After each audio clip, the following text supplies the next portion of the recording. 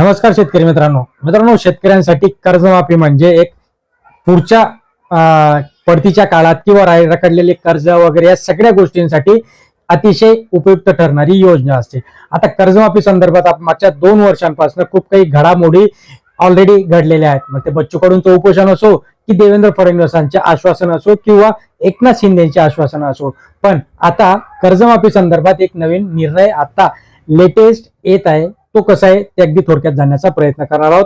चॅनलला अजून सबस्क्राईब केलं नसेल सबस्क्राईब करून ठेवा, लाईक करा, शेअर करा। बघा, राज्यात एक दुःखद घटना घडली। आपल्या मागच्या 3-4 दिवसांपूर्वी राज्याचे उपमुख्यमंत्री आदरणीय अजितदादा पवार यांचं अपघाती दुःखद निधन झालं।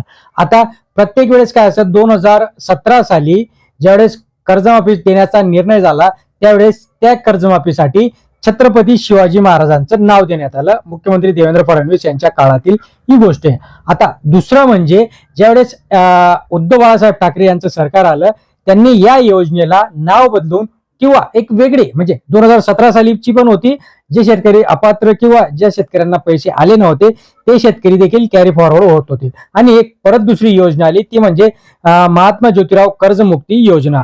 आणि आता सर्व स्तरांवर अशी मागणी होताना दिसत आहे आणि त्या संदर्भातील प्रस्ताव वगैरे देखील शासनापर्यंत पोहोचले आहेत की आता ही जी काही कर्जमाफी देवेंद्र फडणवीस जूनच्या महिन्यामध्ये देण्याचा सरकारचा विचार आहे, त्या संदर्भात जे काही अहवाल किंवा जे डाटा बँकांकडून घेण्याचा जो काही आदेश वगैरे दिला आहे त्याच्यानंतर 1 जून रोजी किंवा 1 जूनच्या पुढे ही कर्जमाफी देण्यात येईल। मग या कर्जमाफीसाठी नाव आता स्वर्गीय अजितदादा पवार यांचं नाव देण्यात यावं अशी मागणी आणि तशा पद्धतीचे प्रस्ताव देखील देण्यात येत आहे। म्हणजे आता जी काही कर्जमाफी येणार आहे ती स्वर्गीय अजितदादा पवार कर्जमुक्ती योजना असं नाव असू शकतं किंवा आणि अजितदादा पवार यांच्या नावाने एखादं या कर्जमाफी योजनेसंदर्भात ही गोष्ट असणार आहे।